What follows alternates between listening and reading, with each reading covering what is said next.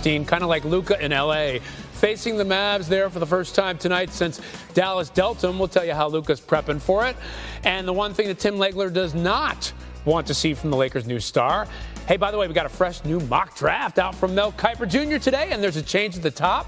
The number one pick dilemma facing the Tennessee Titans and what it means for Cam Ward and Shedeur Sanders. And what's the Steelers' play going to be at quarterback next season? Bring back Russell Wilson or Justin Fields? Their GM spoke just this morning at the NFL Combine. But, hey, you know where we're going to start? A foe familiar to Luka Doncic, the matchup everybody's been waiting to see tonight. The Lakers hosting the Mavs. Now, Luka traded to the Lakers for Anthony Davis and some others. Now, Davis is on the shelf for a minute with an injury, but Luka, after initially having a little bit of a problem starting up, he has been thriving as of late for L.A. Had 32 points against Denver Saturday night and looking to build on that as he faces his old team, the Mavericks, tonight. NBA reporter Dave McMenamin and NBA analyst Tim Legler are here with us to talk about this one. All right, so Dave, I'll start with you. What are the Lakers saying about how Luka Doncic is approaching tonight? Yeah, Ryan, a source told me that yesterday Luka's demeanor at practice was normal Luka, smiling, competing, having fun. The source told me JJ Redick said that he thinks Luka will be fine. He said, obviously, it's going to be a bit of a weird experience with the trade happening just about 3 weeks ago and going up against his former teammates. But he really believes that Luka is in a good place. Dorian Finney-Smith, who played with Luka in both Dallas and now LA, said he knows that Luka is going to be excited and he wants Luka as his teammate to know that that entire locker room has his back. And as for Luka having any kind of ill will or hurt feelings for some of the things said about him on his way out the door from Dallas, comments about his weight and conditioning, I'm told that a source close to Luka told me that a beast has wakened inside of him, hearing some of that chatter and upping his motivation level. A beast has awoken inside of him. So, Tim, considering that, how do you think Luka balances the emotion of tonight with playing in control and within the team needs for L.A.? Well, look, on any given night, Luka Doncic, I think, is the only guy in the league that runs a heat check the first time up the floor. I mean, that's just kind of the way Luka operates. So that's just normal for him. So you'll expect that. He always does that. He tests the waters a little bit, see how that jumper feels. And in this particular situation, if he hits a couple early, does that mean, hey, you know what? He might go ahead and try to do something special against them right now? Yeah. There's no question he's hurt by the way everything went down. He's got a big statement to make against this team. I just don't know if this is the right moment to do it. I think that moment's going to come later when he goes back to Dallas against a healthy Mavericks team with Anthony Davis, with Nico Harrison in Dallas, with all of that fan base that'll probably be out there to support him as an opposing player. Now, I think that's the night where he really goes in on them and tries to send that emphatic message.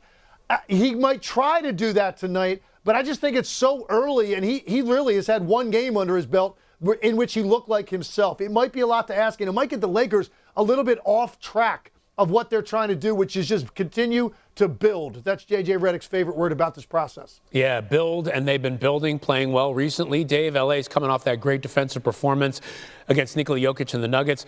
What have they said about locking in on that defensive end of the floor? Yeah, it wasn't just the Denver game, Ryan. It's really the last 18 games. The Lakers have the number one rated, highest efficient defense in the entire NBA. And so it's been going on for a while. That was with Anthony Davis. That was without Anthony Davis. That was with Luka. It was without Luka.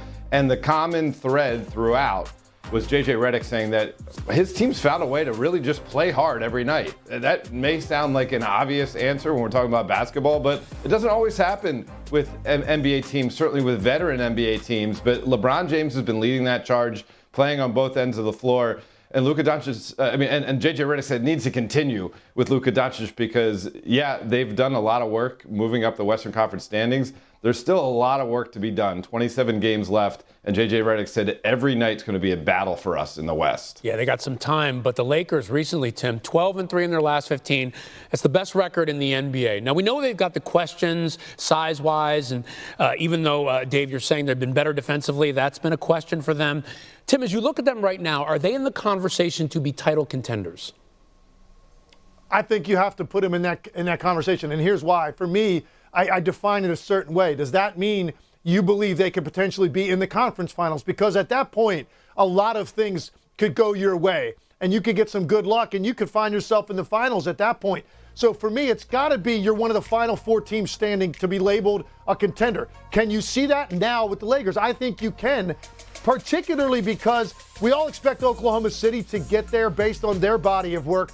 It's the next group of teams, and I don't think Memphis has done enough to convince us that it's clearly them. I don't think Houston has done that, and they're so young still. So you've got that next group of teams like Denver, the Lakers now in that conversation. I actually think Golden State is probably now in that conversation. So when you look at it that way, I think the Lakers, adding Luka Doncic and playing this kind of defense, they've made a claim that they believe maybe they're the last team standing to take on an Oklahoma City team with a trip to the finals on the line. Wow, and when you think Luka and LeBron, you just can't count them out, especially when they've been playing like they have in the last 15 or so.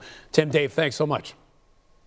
And tonight was the first night that we circled on the calendar, Luka versus the Mavs. We know Dallas is banged up almost beyond recognition, but still a fascinating matchup.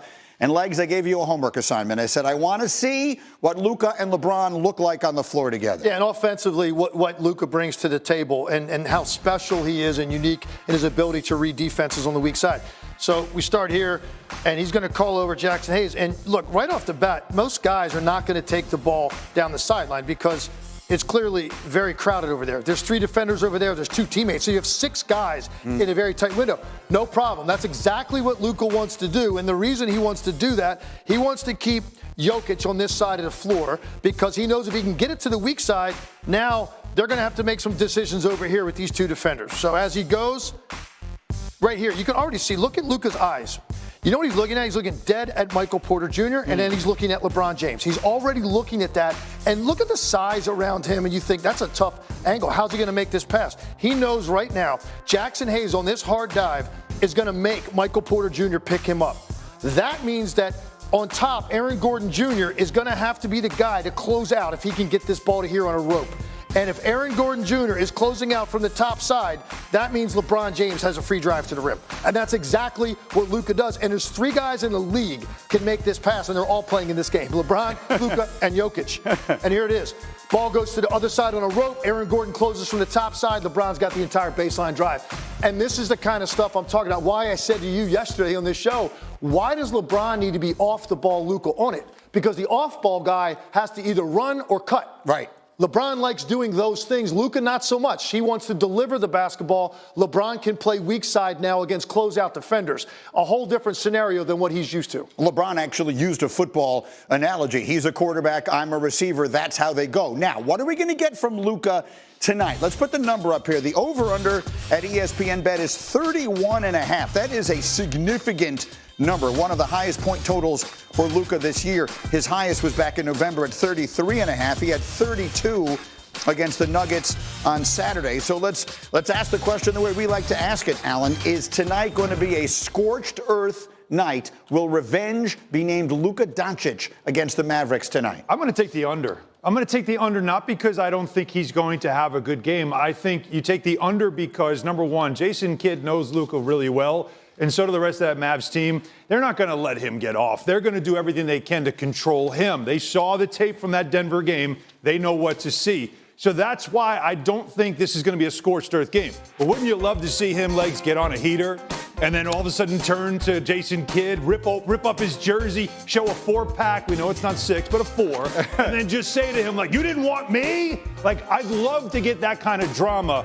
But remember, they still have to go to Dallas, and I think that's the game you'll see a little more drama. I completely disagree. Okay. I think Luka's going to go nuts tonight. I mean, he was so upset by this. I was reading the stuff of Dirk had to go there for his first game because he wanted to sort of support him a little bit. I think that Luka is going to want, and the Lakers are going to want him to go nuts. I would pound the over on that. I'm in the middle between you guys. I think that's his mentality.